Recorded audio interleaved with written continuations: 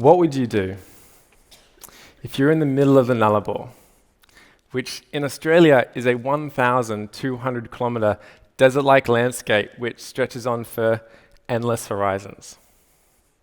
There's no towns out there, no shops, no hospitals. You're sleeping in your tent alone on a deathly cold and pitch black night, when all of a sudden, in the early hours of the morning, you get woken up by an eerie sound. The sound of a wild pack of dingoes howling right near you. There's no reception out there in the hopes of calling for help, and there's no trees around in the hopes of picking up a log to use as a weapon to defend yourself. You're staying perfectly still and quiet in your tent, intensely listening to hear their footsteps approach you. What would you do?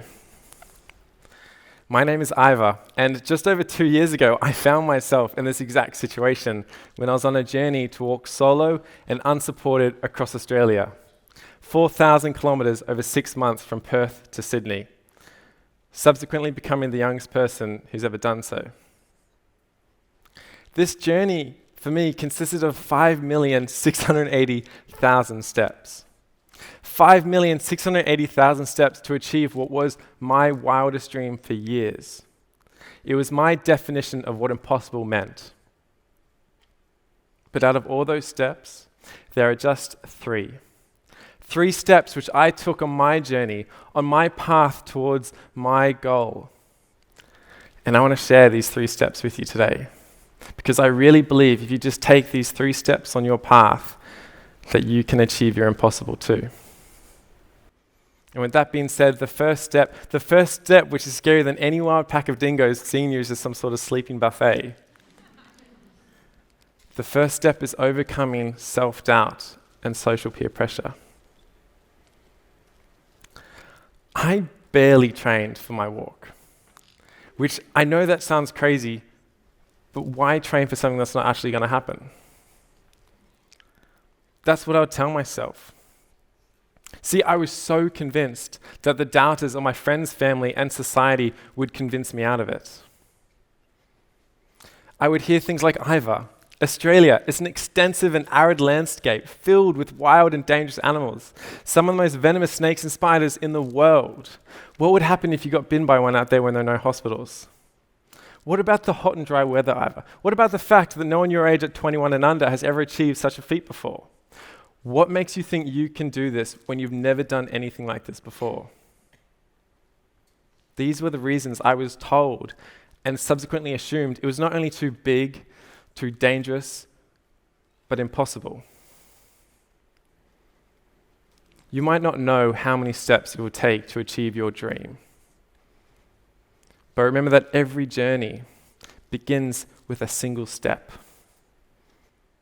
That first step is the hardest one to take, because to take that first step, it means breaking through your perceived limitations of what you think is possible. It means saying no to the doubters of your friends, family, society, and yourself that your dream is not too big and it is not too impossible. So you take that first step. How do you keep taking steps when times get tough? How do you keep walking your path? And this leads me to my second step. And that is that achieving big things starts by breaking them down into smaller, more manageable steps. I want to take you back to the Nullarbor. Where lays the 90-mile straight? It's Australia's longest straight road. It consists of nearly 150 kilometres of dead straight and dead flat road. I was walking on it one day, and all of a sudden, I just stopped. And I looked ahead of me, and there was an endless horizon. And then I looked around, and for 360 degrees was just more endless horizon. There wasn't a single tree in sight, no trees, and it was completely dead flat. This made me feel incredibly overwhelmed and riddled with anxiety. It felt like I'd been walking on the straight road for days on end, which I had, walking to an endless horizon after an endless horizon, dead straight road after dead straight road, and it felt like I hadn't been making any progress in days.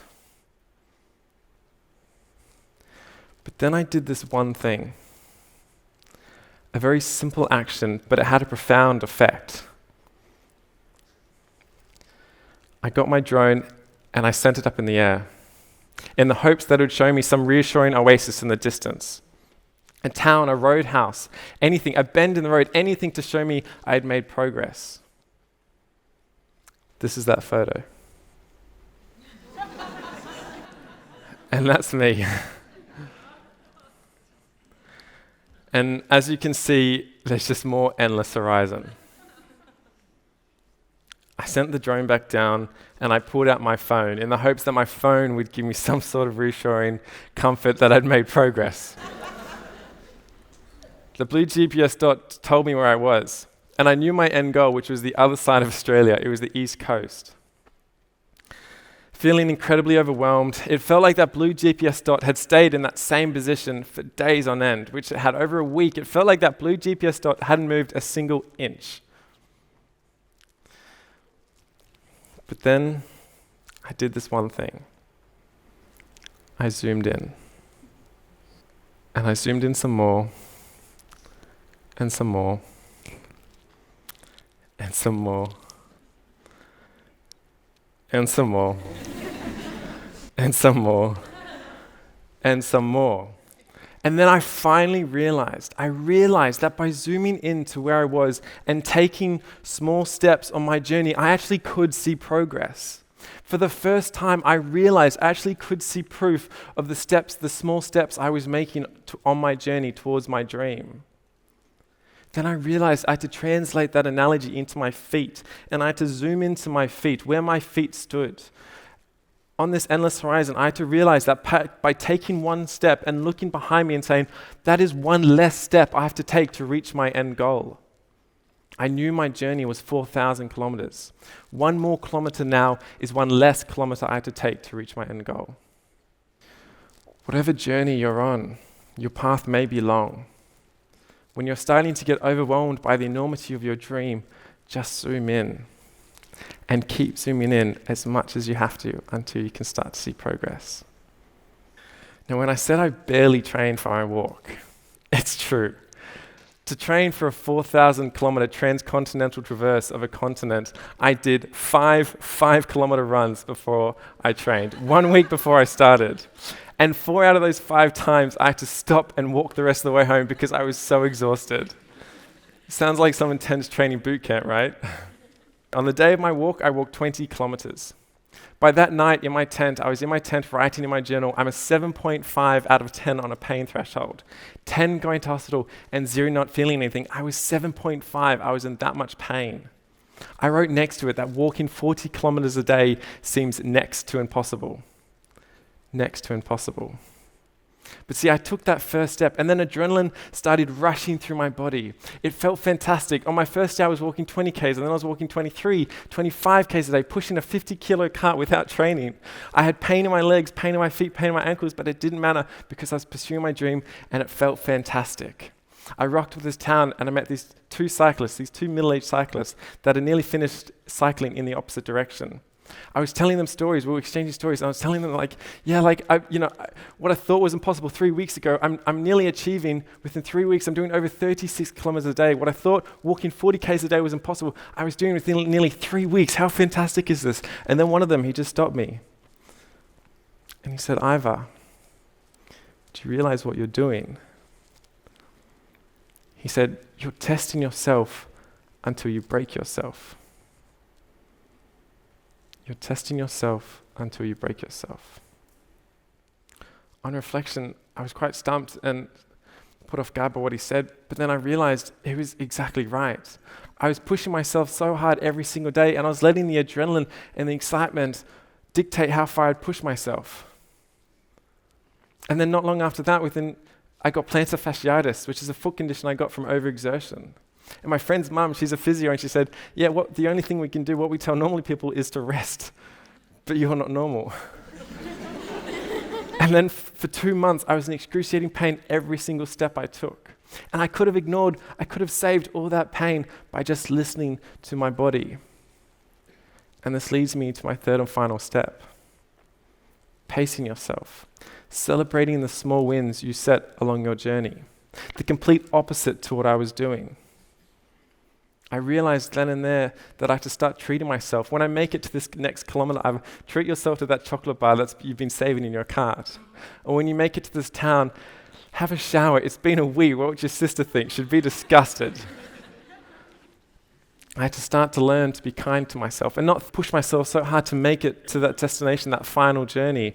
I had to start celebrating small steps and treating myself to when I reach them. In our lives, we each have our own path to walk. Much like the vastness and arid expanse of the Nullarbor, our dreams and aspirations can sometimes feel like they stretch out far in front of us for endless horizons. But remember that every journey, no matter how big, begins with a single step. When the dingoes are howling on your journey, remember they aren't as scary as when you took that first step. And as you continue on your path, remember that every journey consists of small individual steps. That first step is a leap of faith against self-doubt and societal pressure. It is a statement, a commitment to yourself and your dreams. Every step we take is a victory propelling us one step closer to our goal. However, let's not forget to pace ourselves. Listen to our bodies, listen to what it's trying to tell us. Celebrate the small wins. It's these steps that will ultimately culminate into your success. So take that first step.